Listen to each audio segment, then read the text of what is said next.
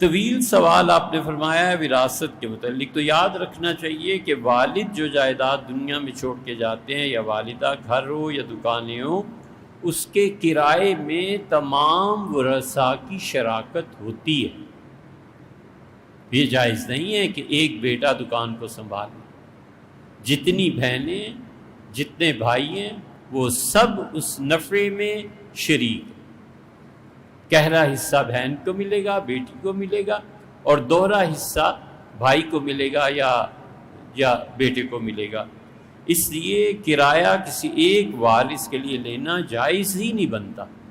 یہ ہمارے معاشرے میں بہت خراب رسم ہے۔ جو ہی میت کا انتقال ہو گیا نا جی، کسی چیز سے کوئی فائدہ نہیں اٹھانا، چلتا پنکھا بھی بند کر دینا ہے کہ ان کی ملکی ہے، اور صرف ایک کام کرنا ہے میت کی تجہیز و تکفین کے معاملے میں۔ اور طریقہ یہ ہے کہ جائیداد یا کرایہ جو ہے وہ بہنوں کو دے دینا چاہیے، بیٹیاں ہیں ان کو دے دینا چاہیے، کچھ بھی ہے۔ ماں ہے، جانتی ہیں کہ میرا شوہر یہ جائیداد تھی اور یہ کرائے پہ ہے، میرا ایک بیٹا، غلط بات ہے۔ اس بیٹے سے وہ نفع لے کے ماں کو اپنی بیٹیوں کو بھی دے دینا چاہیے کہ بیٹے یہ 500 آپ کے ہیں، 100 آپ کے ہیں۔ وہ اپنے بھائی کو دیں، اپنے بیٹوں کو جا کے دیں، اپنے شوہر کو دیں، اپنی والدہ کو، بسم اللہ، ان کی مرضی ہے۔ لیکن یہ چیزیں ٹھیک نہیں ہیں۔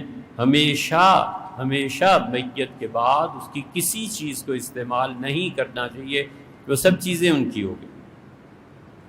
اسی طرح آپ نے تحریر فرمایا سیکیورٹی کے معاملے میں، تو سیکیورٹی کا پیسہ جو جمع کیا جاتا ہے اس کی شرعی حیثیت ابتدا میں تو وہ امانت ہوتی ہے کہ یہ پیسہ آپ رکھیں، سیکیورٹی کا ہے، یہ میری دکان کی سیکیورٹی ہے، مکان کی ہے، کس کی ہے یہ، اور انتہا پر پہنچ کے پھر یہ قرض بن جاتا ہے۔ تو امانت پر یا قرض پر اضافہ سود کا ہوتا ہے، اس لیے کرایہ دار جتنی رقم دیتے ہیں وہی واپس لینے کے پابند ہیں۔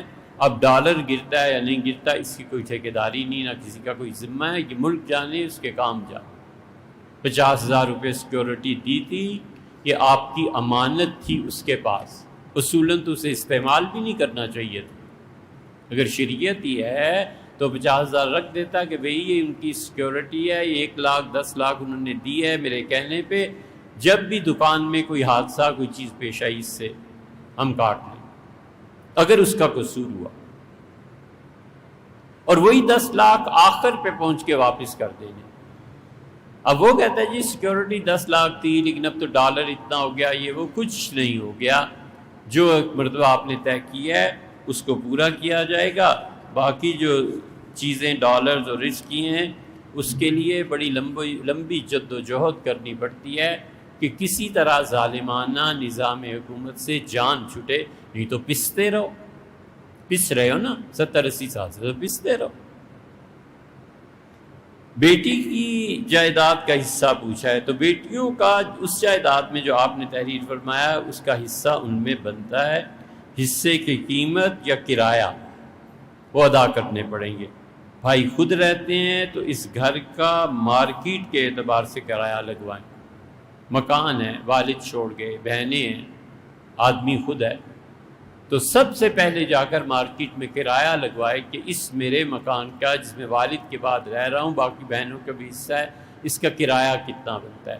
جب پتہ چل جائے کرایہ اتنا ہے تو بہنوں کے حصے کا کرایہ وہ دیں گے جو ان کے ہاں آتا ہے، اور بہنیں اپنے حصے کا مطالبہ کر دیں، وہ کہیں بھائی رکھیں مکان آپ، لیکن مکان 1 کروڑ کا ہے اور اس میں 10 لاکھ میرے بنتے ہیں، مجھے کرایہ نہیں چاہیے، مجھے تو چاہیے کہ مکان میں میرا حصہ دے دیں، فروخت کر کے دے دیں یا اپنے پاس سے دے دیں۔ بہن کا حق بنتا ہے بھائی، بیچنا پڑے گا مکان، یا تو وہ راضی ہو جائیں یا اسے بیچ دیا جائے، اور کوئی صورت نہیں ہوتی۔ اور بہنوں کے مطالبے پہ آپ نے جو تحریر فرمایا بھائیوں کا ناراض ہونا، یہ کوئی شریعت نہیں، کچھ نہیں ہے، حتیٰ کہ اگر بھائی ناراض ہوتے ہیں تو ہوتے رہا کریں، وہی گناہ گار ہوں گے۔ بہنوں سے تعلق توڑ دیتے ہیں، توڑتے رہیں، یہ سب ان پر گناہ اور عذاب پڑے گا، کیونکہ بہنوں نے جائز مطالبہ کیا ہے، کوئی ناجائز بات تو کی نہیں کہ بھائی مجھے پیسہ چاہیے اپنے بچوں، کسی چیز کچھ بھی نہ بتائے کہ بھائی پیسہ چاہیے، بس کافی ہے۔ اس سے دلیل کیوں پوچھی جائے کہ کیوں چاہیے، اس کا حق بنتا ہے۔ آپ چھوڑ دیں مکان کو، یا کرایہ دے دیں، یا پھر اس کو تقسیم کر دیں۔